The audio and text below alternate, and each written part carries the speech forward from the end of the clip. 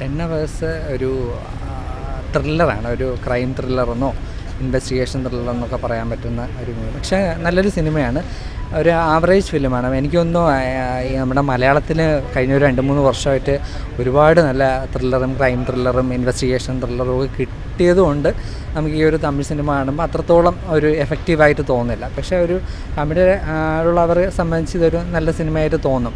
കാരണം ഈ സിനിമയിലെ ഒരു ഇൻവെസ്റ്റിഗേഷൻ പാർട്ടല്ല ഇതിലെ ഒരു ത്രില്ലിംഗ് ആയിട്ടുള്ള എന്ന് പറയുമ്പോൾ ഈ സിനിമ വേണമെങ്കിൽ നമുക്ക് പ്രാവിൻകൂട് ഷാപ്പ്, നമ്മുടെ ഗോളം, ഈ മലയാളത്തിൽ ഗോളം, ഈ 2 സിനിമകളായിട്ട് കമ്പയർ ചെയ്യാം.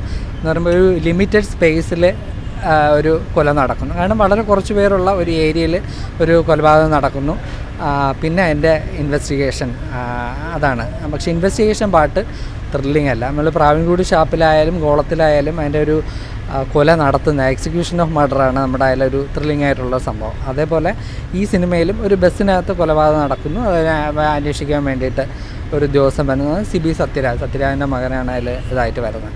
അപ്പോൾ ഇതിൽ ആ കൊല നടത്തുന്ന ആ രീതിയാണ് ഇതിലൊരു ഇൻവെസ്റ്റിഗേഷൻ ഒരു ത്രില്ലിംഗ് ആയിട്ടുള്ളൊരു സംഭവം. പക്ഷേ ഇൻവെസ്റ്റിഗേഷൻ പാർട്ട് നമുക്ക് ഭയങ്കര ഒരു ബോറിംഗ് ആയിട്ട് തോന്നും. പിന്നെ എന്തോ പറയുക, നായകൻ്റെ ആ ഒരു കൈക്കരുത്തും മെയ്ക്കരുത്തും ഒക്കെ കാണിക്കാൻ വേണ്ടി ആവശ്യമില്ലാത്ത കുറച്ച് സംഘടനകളും ഇതൊക്കെ കാണിക്കാം. പക്ഷേ ആ ഒരു കൊല നടത്തിയിരിക്കുന്ന രീതി വളരെ ഭംഗിയായിട്ട് ചെയ്തിട്ടുണ്ടെന്ന് വേണമെങ്കിൽ പറയാം. എന്നാലും കണ്ടിരിക്കാം, മോശമല്ല. പക്ഷേ എനിക്ക് തോന്നുന്നു ഈ മലയാളത്തിൽ ഒരുപാട് നല്ല ത്രില്ലർ കിട്ടിയതിൻ്റെ അഹങ്കാരം കൊണ്ടാണ് ഞാൻ ഈ പറയുന്നതെന്ന് അറിഞ്ഞൂടാ. നമുക്ക് ഒരുപാട് നല്ല മലയാളത്തിൻ്റെ ക്രൈം ത്രില്ലറും ഇൻവെസ്റ്റിഗേഷൻ ത്രില്ലറും എല്ലാം അതിൻ്റെ ഒന്നും അടുത്തൊന്നും ഈ സിനിമ എത്തില്ല. പക്ഷേ ഓൺ ടൈം വാച്ചബിളാണ്. നമുക്ക് തിയേറ്ററിൽ തന്നെ വാച്ച് ചെയ്യണമെന്നില്ല, അമ്മാതിരിയുള്ള പ്രത്യേകിച്ച് വലിയ എലമെൻസ് ഒന്നും ഇല്ല. പക്ഷേ കുഴപ്പമില്ല, ഒരു ആവറേജ് മൂവി.